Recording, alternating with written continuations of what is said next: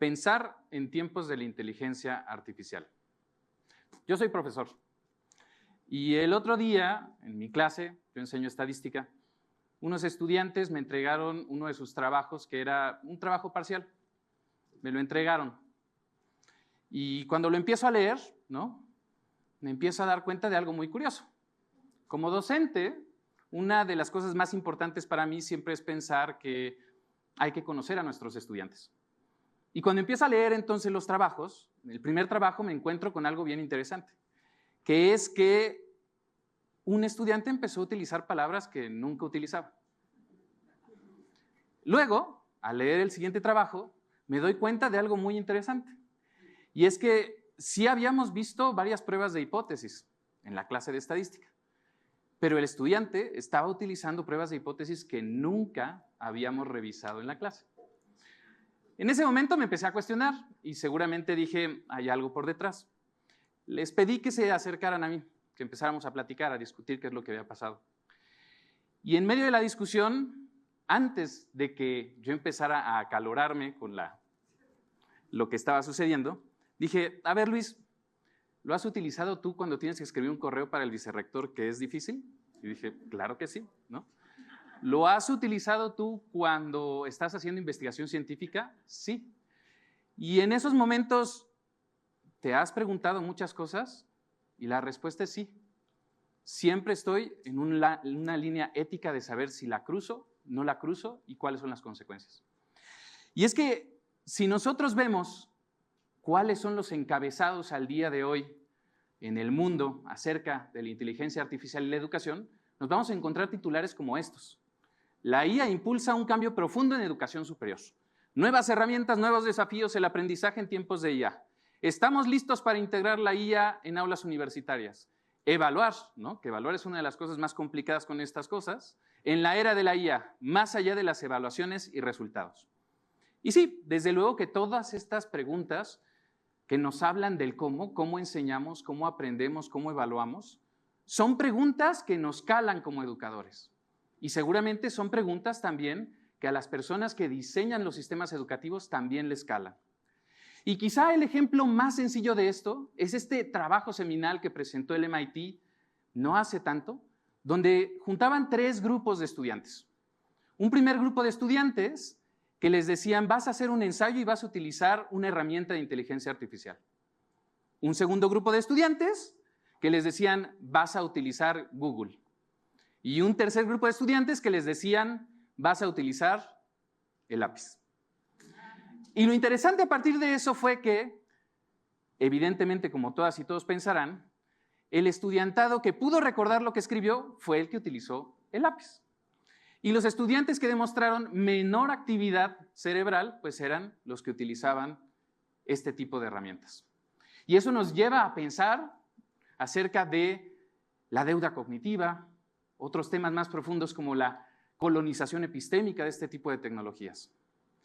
Sin embargo, lo que también nos empieza a arrojar la investigación es que no es el uso de la tecnología lo que per se daña el aprendizaje, sino es también la manera en que hacemos uso de esta tecnología.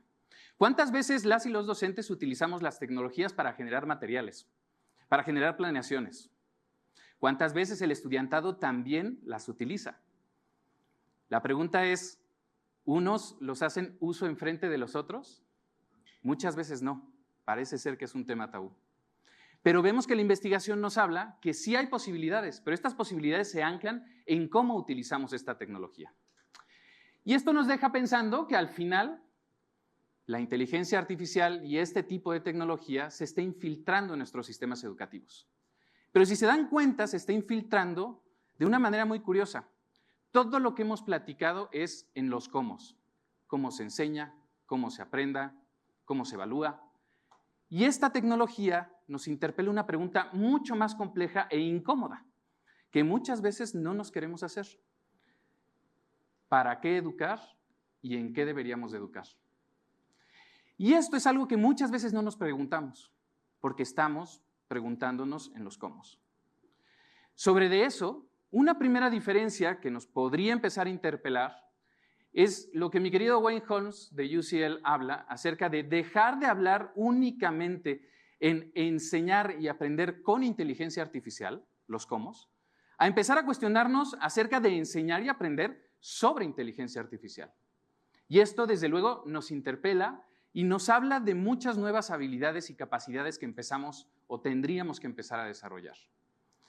Sin embargo, más allá de la literacidad en inteligencia artificial, resulta ser que estamos viendo que este tipo de tecnologías también interpelan nuevamente cambios profundos en nuestras disciplinas. ¿Qué significa ser física hoy? ¿Qué significa ser un pedagogo el día de hoy? ¿Qué significa ser una abogada el día de hoy? Y esas preguntas también nos interpelan y nos preguntan si tenemos que repensar el perfil de egreso, el currículum, las habilidades que nos hacen ser profesionistas al día de hoy. Y aquí contarles una breve historia. Hace un semestre me invitaron un colega a dar una clase de estadística geoespacial, asistida por inteligencia artificial, desde luego, ¿no? Fui con los estudiantes, di el taller, la verdad es que aplausos, todos y todas maravilladas de los resultados y de lo que se podía hacer con esa tecnología, y al final un estudiante me levanta la mano y me dice, oiga, profe, si ya esta tecnología puede hacer todo, pues entonces en realidad ya no tenemos que aprender lo que me enseña el profesor. Yo me quedé helado y en un primer momento dije, ¿qué le contesto? Después, reflexionando, ¿no? Le dije, vamos a hacer un ejercicio, otros datos, agarramos otros datos. Hicimos la misma ejecución. Y después de ejecutar los mismos algoritmos, me dio el resultado y le pregunté, ¿esto que me está dando es correcto o es incorrecto? Y la estudiante me dijo, es correcto. Cuando me volteo con mi colega, le pregunto, ¿es correcto? Y me dice, no, esta cosa te acaba de inventar A, B, C, D y E. Y en ese sentido, una de las cosas más importantes es que en esta época de la inteligencia artificial que simula la expertise, nuestro deber es formar expertos. ¿Y qué pasa cuando tenemos que formar expertos que tienen este tipo de herramientas tan poderosas? Y ahí, sin duda, a pesar de que hay cambios en cada una de las disciplinas, hay una palabra clave que nos interpela: el pensamiento crítico. El pensamiento crítico es una de las capacidades nodales que tenemos que formar en nuestras instituciones. Pero, ¿qué significa pensamiento crítico? Y para eso, el primer punto que tendríamos que considerar es algo que es contraintuitivo.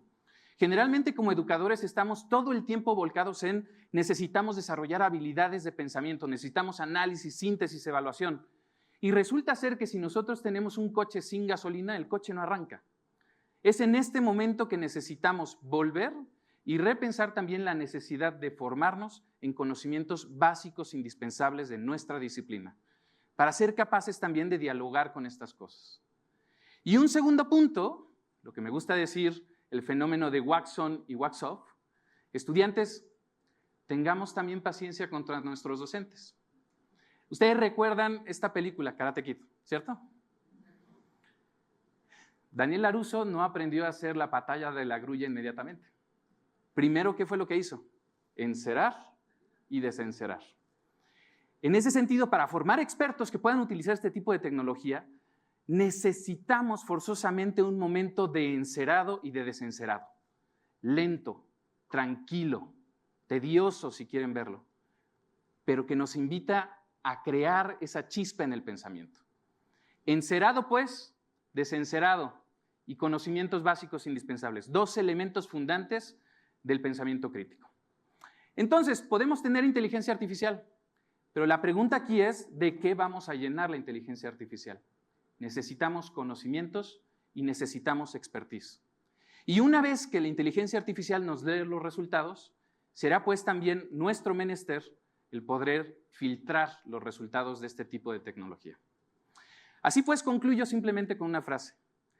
En realidad, la inteligencia artificial no nos está volviendo más inteligentes.